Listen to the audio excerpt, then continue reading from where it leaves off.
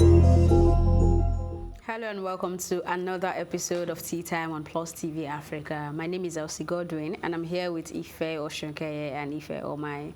How are you doing? What's up? How you doing? I'm alright. How are you? Well. How are you? Where are your earrings? You just like showing us melanin magic. Wow. Keeping it natural. This is enough. Wow. Okay. So our first story for this episode is on Taylor Swift and Justin Bieber. They are at odds in spat over her music catalog.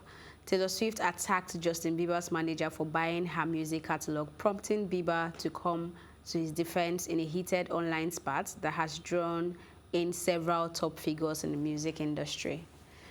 Okay, this morning I had to go to Taylor Swift's blog to read her story, and then I went to her previous label's blog to also read the other guy's part of the story, and then I read Justin's Instagram post. And I don't know, this is just my personal opinion, but I feel that Taylor Swift is in her feelings. Like, she needs to let go of whatever it is and understand that nobody's going to make their business decisions based on your emotional needs. Like, if having a partnership, which is what they have actually with this new guy, I can't remember his name now, I think it's Scott. Yeah. If that is what is going to help his business stand, you expect him to not do that because you feel some type of way with this person and he knows, or you claim that he has seen you crying while talking about this person, which he said he has not seen, you know. So I just feel like she's just in her feelings. I don't know what's going on there, but whatever it is, like Justin Bieber has said, they need to sit down and trash it out. I don't know if you feel the same way. I think so too. It was hard for me to first comprehend what she was on about because she was going back and forth a little bit on her story, and what she was claiming had no proof of fact, because she said it was gross and it was spiteful and it was this and that, and I was trying to look for where all that was. And all it just looked like is that the person didn't just want to gum buddy with you, which is fine. Just because I'm not gum buddying with you doesn't mean I'm out to attack you, like the impression that she was giving, you know. So I was just like, babe, like, it's fine, but maybe there's more, you know, to the story and blah blah blah. But it just when Justin Bieber responded, I was just thinking you should have gone to them first before bringing it online, especially if it's a case like this that hasn't actually been finalized and you can't actually prove that this is the person's intentions. Why don't you just talk to them before you bring it here? So it seems like we're stepping into me as in public, stepping into an unfinished business. Like, okay, finish your business and tell us what's happening. Maybe if it has some legal side of the story that we don't know. No, it's not even the legal side. I think what Taylor Swift is basically trying to do is point our attention to the politics that goes on in the music industry, because she's saying that she has always wanted the rights to her master copies before it was purchased by Justin Bieber's manager, who is now the record label owner. But she hasn't been able to purchase those rights. But now it's like, okay, now that you own the record label, you own the master copies. And I remember recently we're talking about how important it is for an artist to own their own master copies and all that. So I think she's just she's just facing the wrong crowd in terms of, like, what you're saying is valid, but you're facing the wrong parties. This is somebody who just purchased a business and is running it how it wants it. It doesn't care whose master copies was involved, but as long as it's part of my acquisition of your company, then it is now mine. So you're just putting your energy in the wrong direction and just Sorry. Go ahead. Yeah, because basically, she now brought up the 2016 thing with herself and Kanye West And Kim Kardashian. Kim Kardashian, saying how they cyber bullied her and all of that, and him being involved. So, like you all said, I think she's in her feelings and she should channel her energy into the right people and not just Bieber. And you see her fans are all over Bieber's page dropping very unflattering comments there, and I'm wondering, have you guys actually gone back to, you don't even need to listen to somebody else. The good thing is she has written, the guy in question has also written. It's just a case of reading the two. And I just want to pick on the text message he said, the guy in question said he sent to her before the announcement. And at the end, he said, I want you to know that I will continue to be the proud custodian of your previous works, and we continue to keep you and your team abreast of all future plans for releases of your work.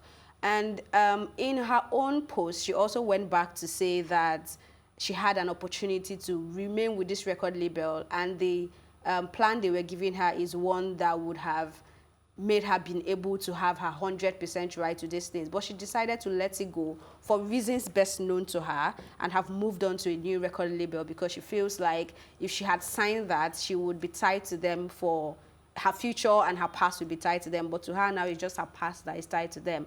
But from what is going on here, she will still make money from that, just that she doesn't own the rights and she's not with them. And you agree to it already. They moved on. Yeah, you agree to it already. You moved on. So are you saying he doesn't have the right to partner with people, or people you are not happy with? No, our problem is she wants the sole right to a master copy. And like you said, I think she's talking to the wrong crowd then. Yeah, she should probably just fight it if there is a way she can. Because if they gave her the offer and she's the one saying that she doesn't want No, they gave her the offer to remain with a record label, not to own a master copy. No, if she remains, she owns it. No, when you sign certain contracts, you don't necessarily, the record label as the No, but this is what she said herself. She said the contracts they gave her after the initial one ended was going to avail her the opportunity to own it.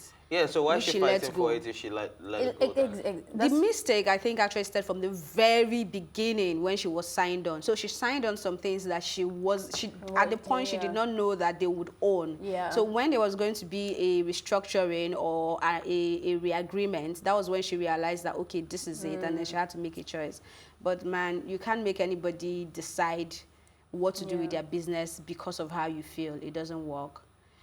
Anyways, I think we need to move on to the next story. Okay, let's go on a quick break. When we come back, we'll carry on to the next story. We'll be right back.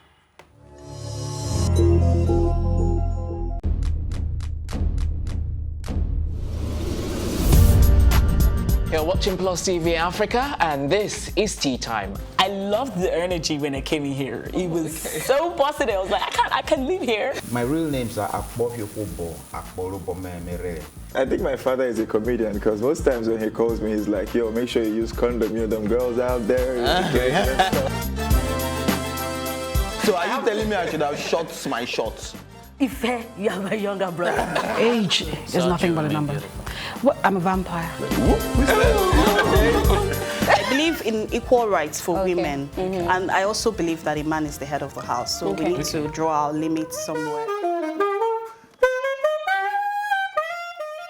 Feels so good. Now can I do my jam now? Yeah, you can.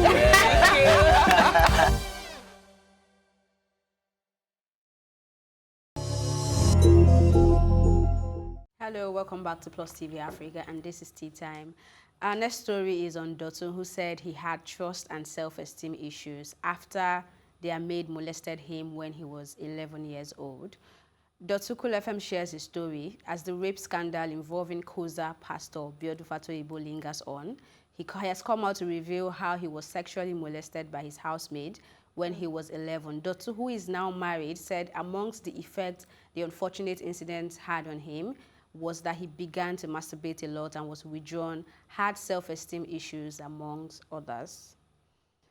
I think I'm really particular about this story because we've talked about how we do not address issues that has to do with the boy child and men. Like, we tend to just sweep it under the carpet and feel like, oh, once it's the girl child, everybody's on it, everybody's talking about it. But I know this is not a case of I feel. I know that they go through a lot. Sometimes they live in denial. They don't understand that this is not right. They were supposed to be treated a certain type of way. But I think talking about it more will help people understand that this is not right and it should not be condoned. And which is why I like Dotun's side of the story, because he's sharing his own real story now. And while he was sharing this story, there were points where he mentioned people to say, I mean, this is why I'm this way. And we know Dotun, we know how he is. And it's now, even in the comment section, people were like, oh, now we understand why he is. Because Dotun is this energetic person that you wonder, why are you this way? And he could do some things and you wonder, why would you do it this way? But right now, it's making people understand where he's coming from, what made him have the whole walls, and the kind of person he is. And I think this is really important to be talked about. Yeah, so basically, I think you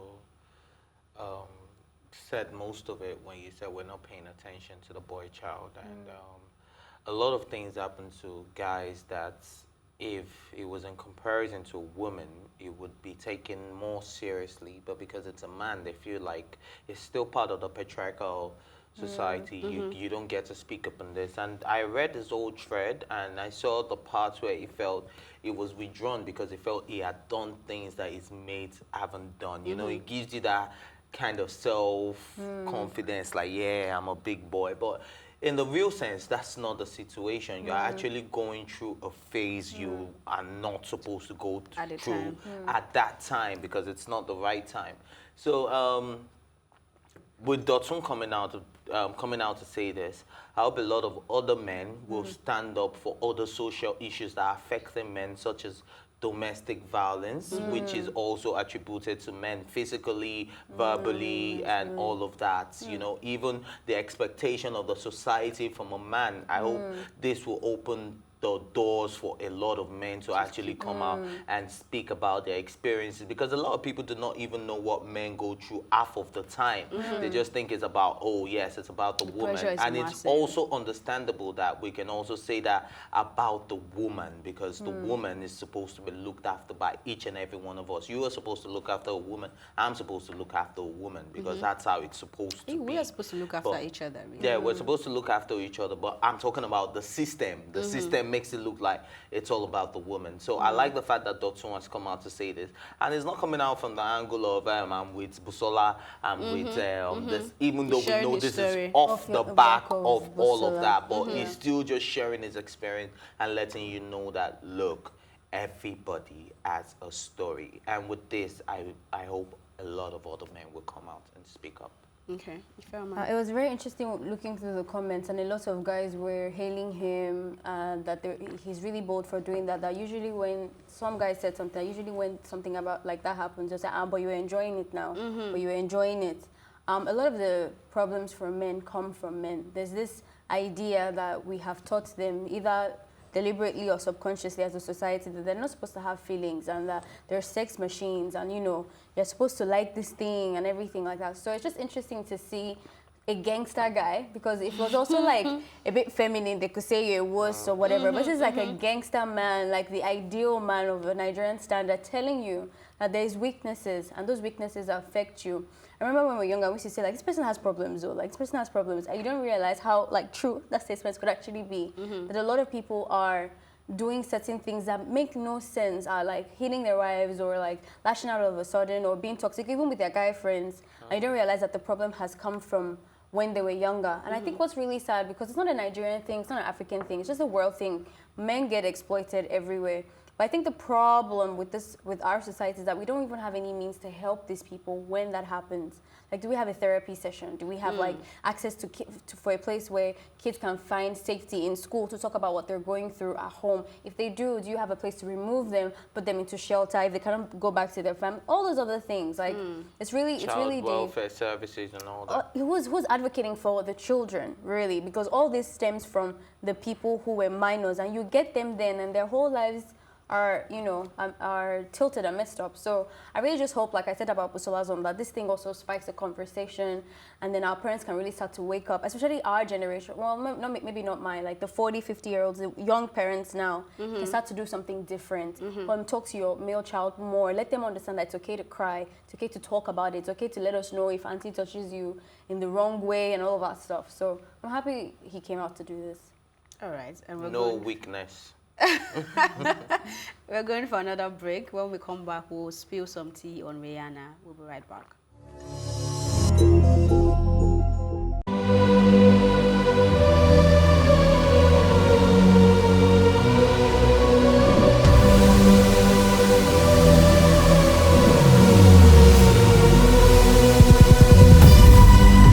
What we do not understand, we will stigmatize.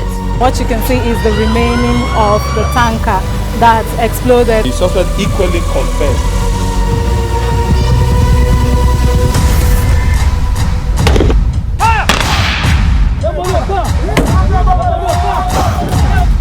200 naira they collect am. If you no talk, dem go beat you. Na 2,500 they pay.